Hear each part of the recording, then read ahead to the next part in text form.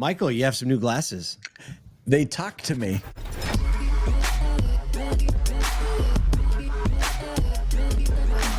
This is Auto Collabs.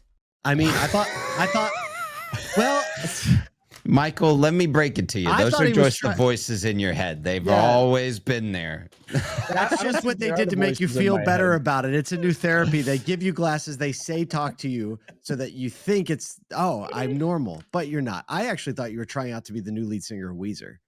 Oh, that would be, man, that you just brought me right back to the 7th grade.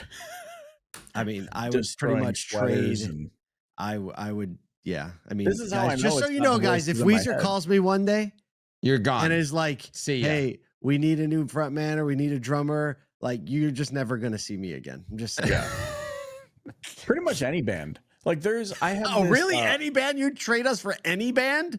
Well, He's no. like some death metal band done. Guys, I don't know if you saw these shorts Jonas that Nathan's Brothers? putting out. The What? audience is throwing me under the bus, bro. I don't Are think they? I'm missing this. you got the better beards. They'd rather be Oh. your friend than All go the in comparisons. business with you. Listen, it's I'm like, just any exposure. Band, at this point, I'd take any band. At this point, I would take like I'd join the Wiggles. Look, the Strangely Wiggles enough, go hard with the kids. strangely enough, that is probably the most likely band to call you It because you would probably make is. an amazing wiggle. Just amazing. I'd be the hype guy, like the Mighty Boss Tones. Yeah. I'd wear a gray suit in the background, with Jack Black vibes in your dancing. just kicking everywhere. Well, all that has nothing to do with the fact that we are hanging out with Sanjay Varnwal from Spyne AI today. Talking AI, And man. We're talking AI. We're going to be way more intelligent, hopefully, than us talking about the Wiggles. But if you want to listen to the Wiggles, you can find that wherever you want to. Sanjay's easily going to bring the collective IQ average up by many points Way up. once he Way enters up. this room. Yes. Well, hey, look, we really hope you enjoy this conversation with Sanjay. Sanjay, how are you today? Thank you so much for joining us. Hey, thanks for inviting me for your show, Paul, Kyle, and Michael.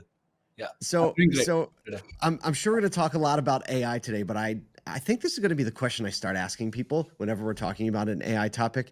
Tell me about the first experience you ever had with an AI product. That's tough. I mean, no one has asked me this question before. Yeah, I've never asked it before. Nailed it.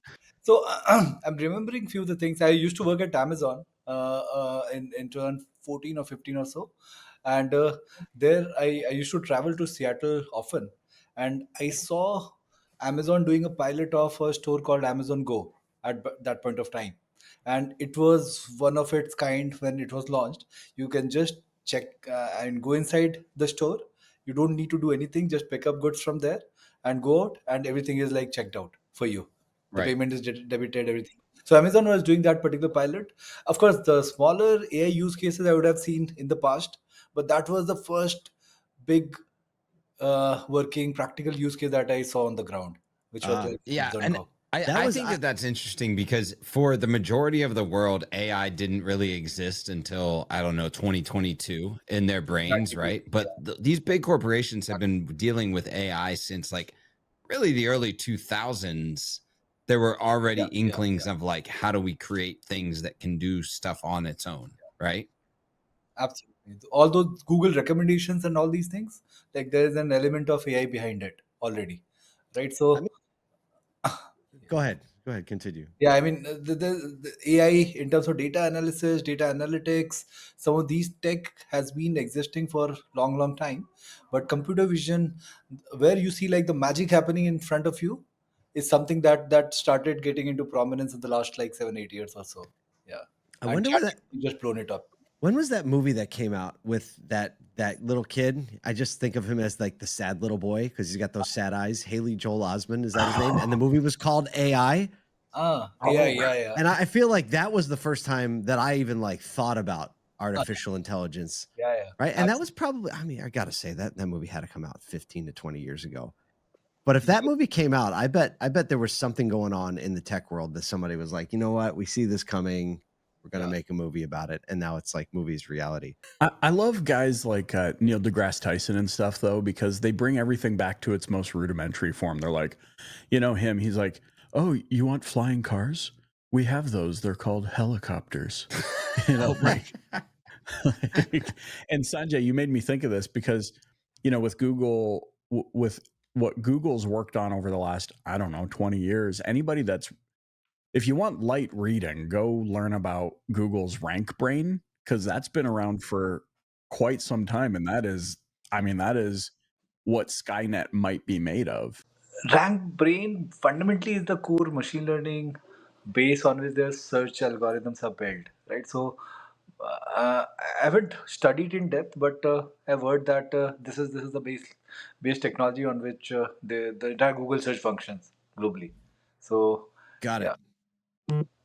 And it's like it's like the treasury of the United States of America. Like, it is ironclad. There are like Google Rank Brain offices all over the world that, for example, we heard through the grapevine that there's an office in a lab at the University of Alberta in Edmonton, but there's no Google signage.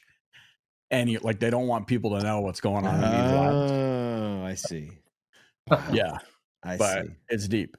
It's funny, Sanjay, like we were just talking, I saw this notification in Slack that Slack's just released its AI to our organization. And so I started playing around with it. Uh-huh. I'm curious, what your take is on this. If AI, let me back up. See, my brain's moving so fast. Maybe this is, I need the AI. It's those Meta Ray-Bans feeding you the questions. It's asking me. John Cena is in my ear telling me what to ask. I saw a meme recently and it said in the year 2050, this is how the generation will communicate. And he was basically like a caveman again, prompting GPT. He was like, tell me good thing to say to girl, like it was like that. Because our brains have just morphed into GPT to the degree that we can't even communicate as humans anymore. What are you seeing? I mean, I know you're heavy into this space and software development and the implications and applications of AI. Where do you see what's happening out there? What's going on? I think you said it right. I'm not too sure if that would be the situation, but potentially could be. But yeah, as you see things around, the way the behaviors are changing for all of us, right? So, I mean, earlier we used to think and then used to write or you used to say anything. But now I see myself, my behavior is changing to be whenever I need to respond to anyone, I I ask ChatGPT, hey, this is the profile, this is me, this is the context. Can you come up with this direct? I mean, I mean, the kind of response that elicits some response from them, right? So, and it comes out with very well researched answer or the responses. So they're like just one of the use cases. I keep using ChatGPT for a variety of use cases and have stopped applying my brains to a lot of work, right? So you see, you see, like, but I think that I think that there's different levels of usage. One is like, here's an email, give me a response. But you actually are doing some critical thinking in that thing that you just said, which is like, here's something that someone said. Here's a little bit more about them. Here's a little bit more about me. Context. What I want is this, and this. Give me some feedback in order to do that. And I think that that's the layer that I think that we have to be thinking about any of these tools with is how do I take my knowledge of the world, my knowledge of the context of the situation, inject into what I'm using and put it in. I'd like to kind of pivot the conversation into, you have a unique knowledge. You worked at Amazon, have worked at some of these larger companies, and you saw it fit to move into automotive as a vertical that you wanted to serve. Right. Why was that the layer that you brought to the conversation that was, hey, I'm seeing all of these things move in the world and I'm looking at retail auto and saying that's where I need to see a fit?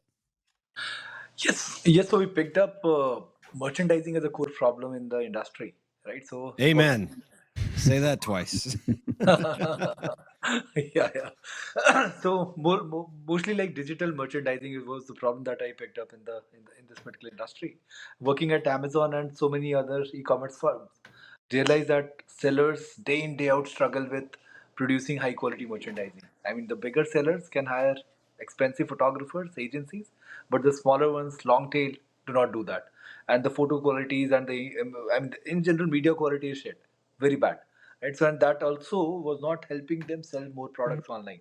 So the idea was, can we create something which is more AI first in its approach, understands what product has to be shot, how to shoot it like a photographer, and then process those images into something that Amazon understands, that maybe Auto Trader understands, that some of these like larger platforms, they have given the guidelines, and the core shoots are tuned for those guidelines.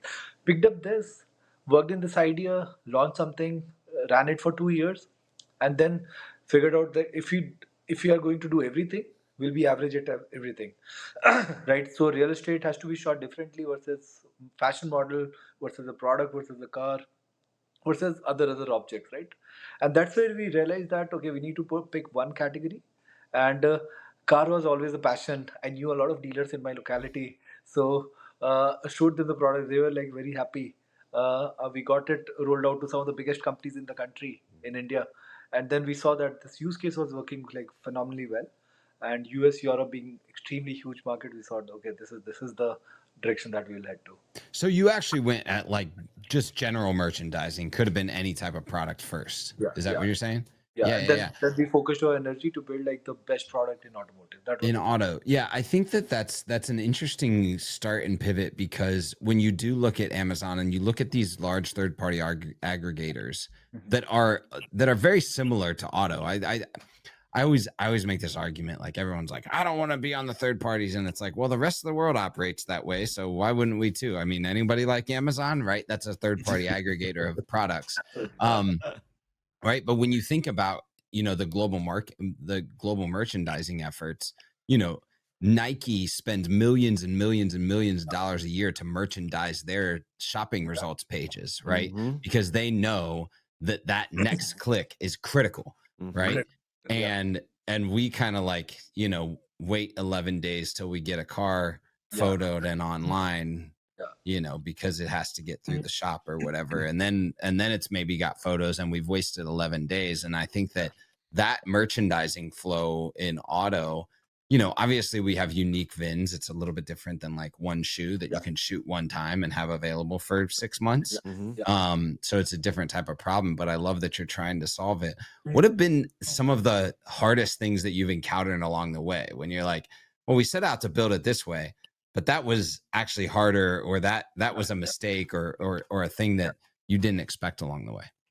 Yeah, I mean, the goal that with which we started was we saw CarMax merchandising in very depth, CarMax or Carvana's merchandising in very depth, right? And understood that some of the largest companies are setting up those 100,000 worth of studios in every single location to do their photo shoots. And the idea was that hey, small dealer would not be setting up that 100,000 worth of booth because of real estate constraint, and maintenance constraint, and initial investment, right? But they all want that kind of a catalog, merchandising experience. Idea was, can we get every single dealer to that particular experience without having to invest in that studio? That was the idea. That I mean, it should be indifferentiable from human eye whether the car was actually shot in the studio or shot outside. That was the benchmark that we were tracing. And we launched the product. We I mean, you can check some of these studios. These are very realistic, glassy kind of reflections of the car when we produce the outcomes, right? And uh, so we create behind the scenes some 70-80 computer vision models focusing on reflections, focusing on stabilization, focusing on interior view generation, focusing on like a lot of these problems. We understand like hundreds of parts of the car, and every part are tuned in a different fashion when we process the image for this car.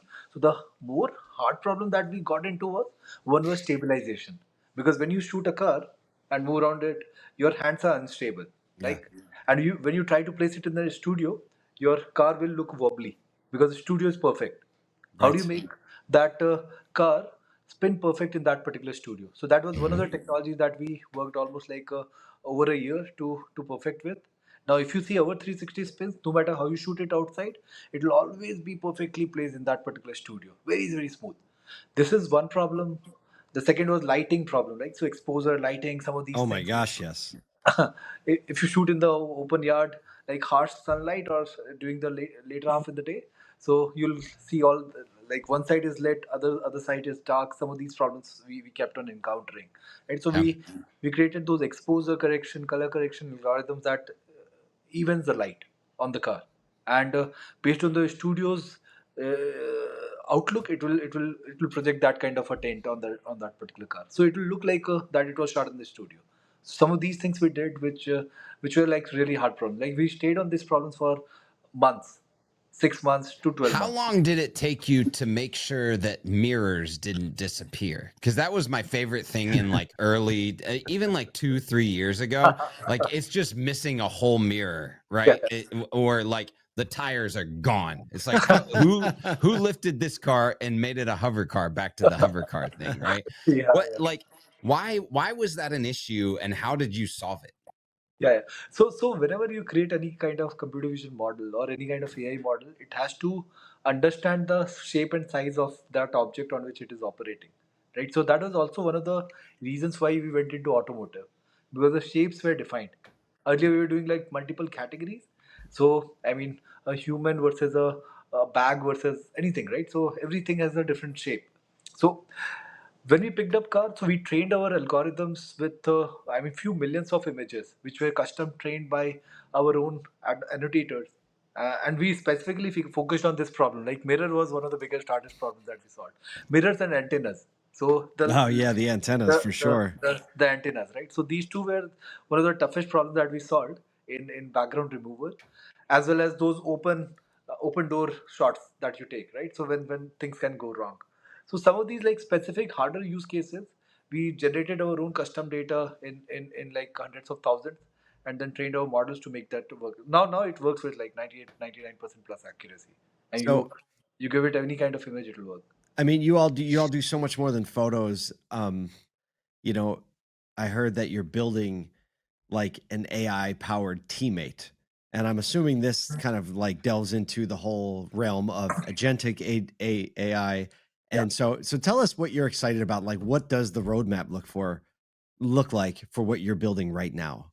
So we are I mean visualizing us as a company which will build AI first experiences for automotive industry, right? So merchandising was one of the use cases that we targeted, and merchandising's natural extension is to go in other use cases of inventory, which is how do you price, how do you inspect, how do you syndicate the car well. So this is like one spectrum on which we'll go very deep and build AI native experiences.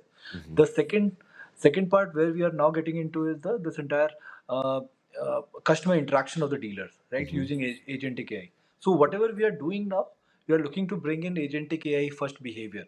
So we are building like bots for sales, service, finance, and these could be like voice, chat, uh, emails, everything, Mhm. and be deployed in like variety of use cases.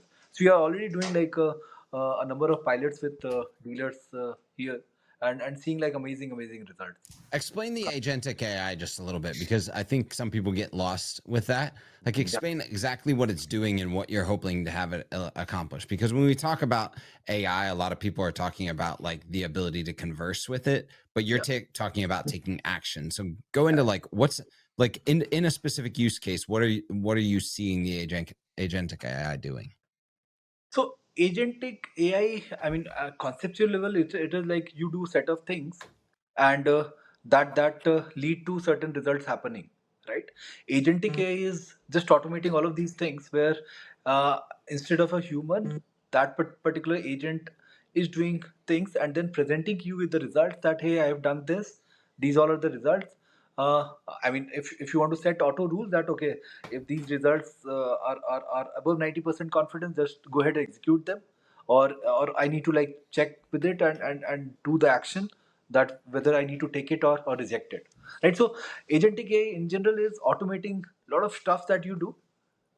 Instead of you working on the software is working for you, and it is telling you the options that, okay, I've done this. Do you want to present it? Do you want to publish it?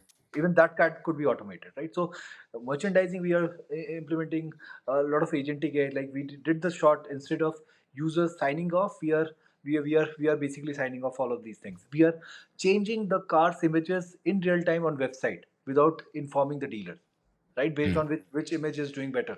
So some of these things, we are automating on its own, because we are controlling the website infrastructure now for media. And similarly here, so some of these things, right? So So which like car? which image should be the first image or something Yes, like that. that is one Yeah. of the Interesting. first use cases, right? When you Yeah. get into pricing, you will be able to, when you manage the ads. Let's say there is an agentic AI which is ad which is contextualized or trained on the ads behavior. So it automatically will increase or decrease the budgets, or choose the mediums where it needs to spend more based on how the clicks are performing, right? So you don't need a person to do all these things for you. The, the agentic AI which is trained on those use cases will do it for you, and it is way more efficient. Yeah. That's super cool. I think that the name of the game with AI is efficiency, and it's how do I take the tasks that can be repeated, understood when it comes to data, and hand it off to something that can do it faster and more efficiently to free my people up to do the thing that they're best at. Absolutely. Sanjay, thank you so much for spending time with us today. We walked the gamut from like what you saw on Amazon and what we saw in the early 2000s to now what you're doing and what you're innovating on top of. And I can't wait to see what you and Spyne do as you deeper dive into automotive. Thanks for joining us today on Auto Collabs. Yeah, thanks a lot for having me here, Kyle, Paul, and Mike. And great having chat with you. You guys are like huge fun.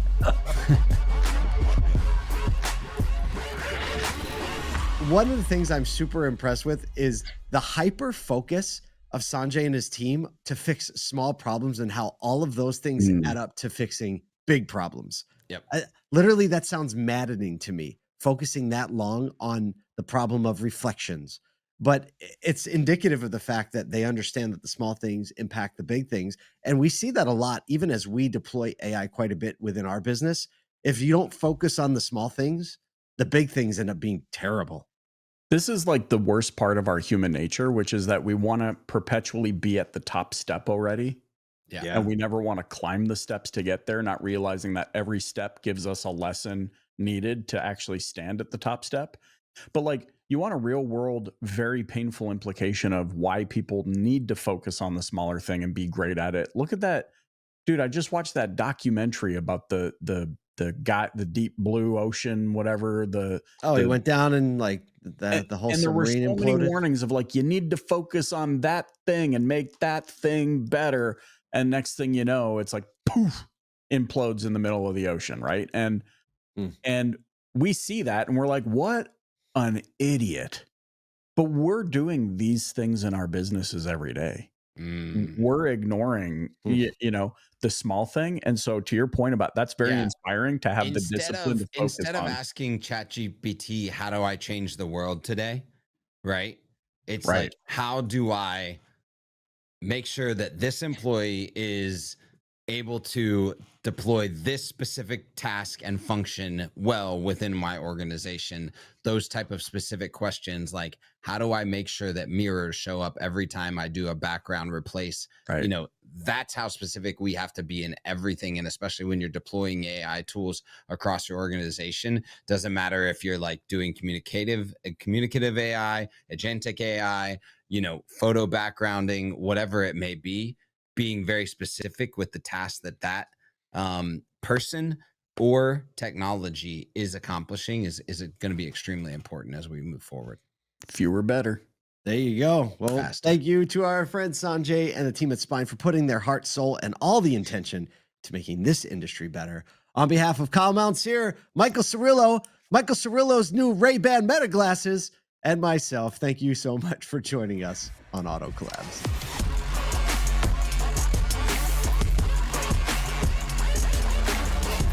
Welcome to Auto Collabs. Why are we recording? Are we rolling yet?